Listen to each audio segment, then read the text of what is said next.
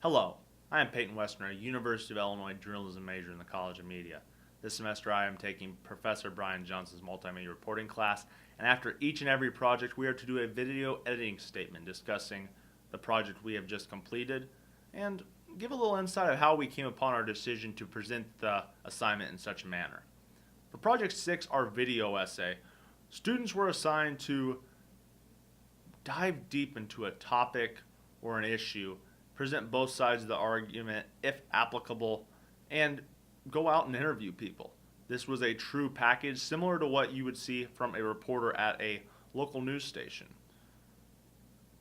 For my project, I decided to do NCAA amateurism and about whether student athletes should be compensated for their play and participation in Division I athletics. This is a passion project for me in a way. For a lot of my journalism classes, I have, one way or the other, done an assignment based on this topic, interviewing different sources than this instance, and really diving deep into this. This is a issue that I've gained a lot of knowledge on in the last 3 to 4 years, and it's an issue in a debate that continues to grow and be discussed as time goes on. My 3 sources, it was a great range. We had a current women's tennis player in Jade Hilton at the University of Illinois, Kyle Imkes, a former University of Illinois cross country and track runner. He is a attorney at a Champaign County law firm. He provided the legality and along those lines of insight to this project, and I really appreciate his time. He's also an RST professor for legal aspect of sport, so he has quite the intel and knowledge on this subject. The third source was John Woods. He is a former Southern Illinois University Carbondale football player, as well as the athletic director at Champaign County High School. His son Peyton is a Division I swimmer at Michigan State University. Unfortunately, due to time constraints in this project, and that was a challenge, deciding what avenue I wanted to go down and which sound bites and actualities I wanted to include. We didn't get to talk too much about what he's seen from his son and what he's learned about NCAA amateurism from that point of view as a father, but rather his personal opinion, what he sees about this issue. What I gained from this project, it was very fun to put together. The B-roll for Miss Hilton was phenomenal. It really added an element to my presentation. The photos from around the athletic complexes in which I could gain access to, the State Farm Center and Memorial Stadium, was of course off limits at this time. You go around campus, especially those facilities, some in which are actually public facilities, such as Atkins Tennis Center, where the men's and women's tennis teams actually, where they call home. It's all about the eye, the shield, the eye shield, which is the University of Illinois Fighting Illini logo. Really that is the case for many Division I universities. The connection between sport and school, it really begins to blur. So I wanted to discuss the implications of this issue for a current student athlete who's living it. Talk about what could happen about this issue, what could progress, what could come about if student athletes were to get paid, what kind of legal avenues do they need to take? That was also discussed, as well as a general opinion. This is an issue that you're either on one side of the fence or the other. So everyone has their opinion. So a little bit of commentary from a personal aspect and a personal point of view, that's always helpful and always beneficial. Why do I think my project is communicated effectively? At this time, especially with the Northwestern football team attempting to unionize in 2015, times could change. Student athletes could be compensated.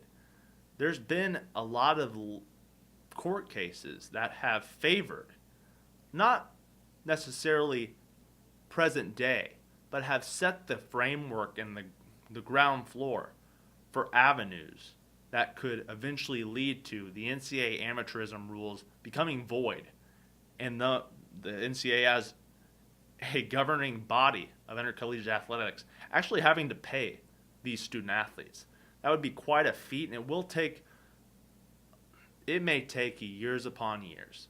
The current student body, whether you're a freshman, maybe a redshirt freshman, so you still have 4 years of eligibility after this year, it most likely will not impact you. But it could impact your kids. It could impact your grandchildren.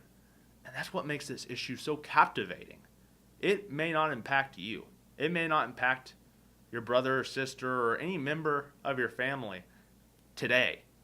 But down the line, it certainly could. The presentation of my project, it was a video format. Strictly that. We are coupling the video essay with our final project, our project website, which was downgraded a little bit in terms of the elements required. But still, it's the final project that was also equally fun to put together. You're going to see, I guess the main point is, you're going to see the video essay not only in Assignment 6, but as well as Assignment 7.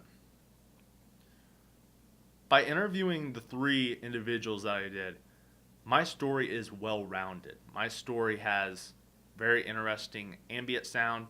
It focuses on a little bit of tennis as the main B-roll. And that's because of Jade Hilton.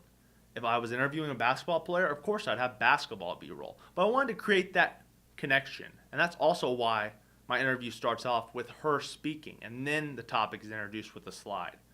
That may be amended as I talk to Professor Johnson about and gain his feedback on my current published product. But that was my line of thinking. Her describing what her average day is. We all have our average day. We wake up at a certain time, we do certain activities, and we try to, unless you're in college, you try to go to bed at a certain set time that is consistent throughout the weeks, throughout the months, and maybe even throughout your years of adulthood or adolescence. So with her talking about her jam-packed schedule and how it's a big commitment, that was a very strong actuality to grab the readers and grab the viewers' attention in this case. The end with Kyle Impkus, Professor Impkus, if you take his legal aspect of sport class, talking about how this is not too far off. It definitely is a possibility that the NCAA could put their foot down, sever the relationship between these teams and it could be non-revenue sport, most likely be revenue sports, and sever the relationship if they do decide to unionize. That's very interesting. And that's drama and a little bit of conflict that must be watched and keep an eye on, because it very well could come to be. Overall, Project 6, my video essay, I am very confident in the product, that it is excellent and very efficient to my readers. In terms of the amount of time, 2 minutes and 30 seconds, it was tough. Sometimes you would see maybe it could be turned into a little bit of a mini documentary of 5 to 10 minutes. That was, with my knowledge on this issue, it's tough to be able to decide what is the most important element for viewers to recognize and realize in this short amount of time. Nevertheless, I did so. Talking about the legality, a little short introduction of NCAA amateurism, moving swiftly into the legality and what could come to be if certain avenues are effectively used by the current student athletes or possibly some in the near future. Thank you very much for watching my video editing statement. Project 6 is on my WordPress site. Please feel free to comment here on YouTube or on my WordPress site, and please supply feedback. I always encourage it and always welcome it. As far as anything else, I look forward to discussing my Project 7, the final project for multimedia reporting. Thank you very much for tuning in. I'm Peyton Wesner.